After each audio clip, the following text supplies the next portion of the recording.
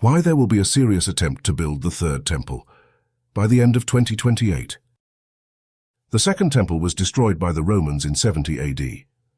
As a result of the Roman siege and their anti-Jewish policies, the Jews were scattered from the land of Israel. At the turn of the 19th and 20th centuries, Jewish immigration to the Holy Land increased, ultimately leading to the creation of the State of Israel in 1948. That is a brief historical background. What is the situation today? First, we need to understand the actors on the stage. In Israel, there is a minority actively striving to build the third temple. One of the most prominent groups is the Temple Institute, founded in 1987. Many people involved in the institute have dedicated their lives to the project of rebuilding the temple. They are determined and patient, but they are also opportunistic. If the chance presents itself, they will seize it. However, the Temple Institute is primarily involved in the technical and religious aspects of the project. The political wing of the movement to erect the temple includes a group of ultra-religious and religious nationalist parties. The current Israeli government of Prime Minister Benjamin Netanyahu depends on these parties.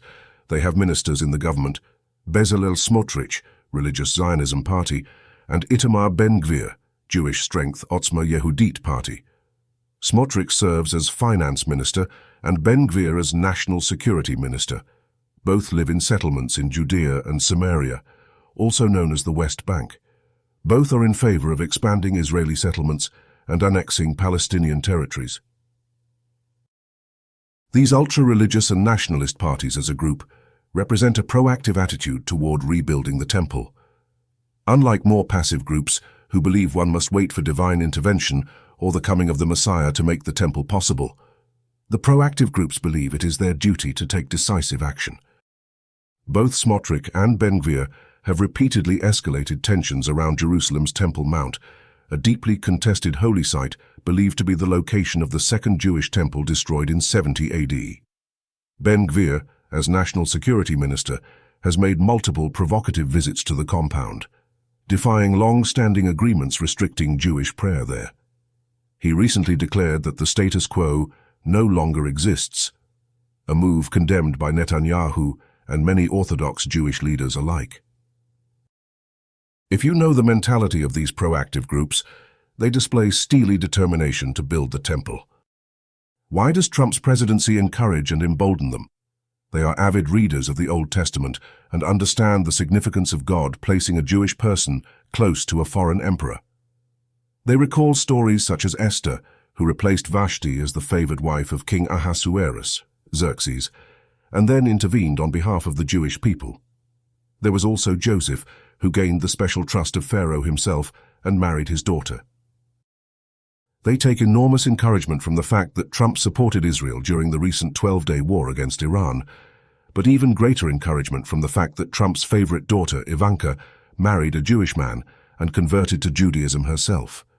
Her husband, Jared Kushner, is believed to have enjoyed special trust with the president. They believe that beyond political calculations, Trump is personally committed as a supporter of the Jewish state. Trump's presidency is viewed by the proactive temple movement as a historic opportunity, a divinely appointed chance. They will not consult Trump, but they count on his support after the fact.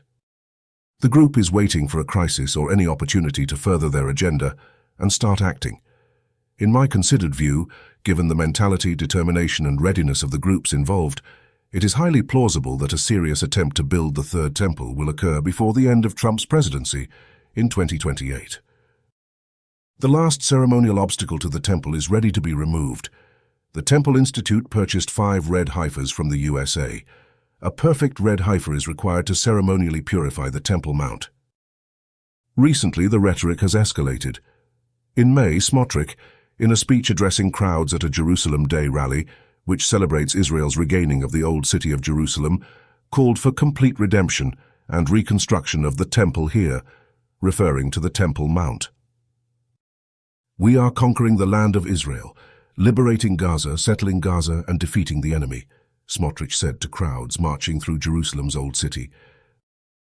"With God's help, we will expand Israel's borders, bring about complete redemption, and rebuild the temple here," he said. The speech is the most explicit promise to rebuild the temple made by an Israeli politician. It clearly shows an escalation in rhetoric that reflects the growing confidence of elements within the ultra-religious community.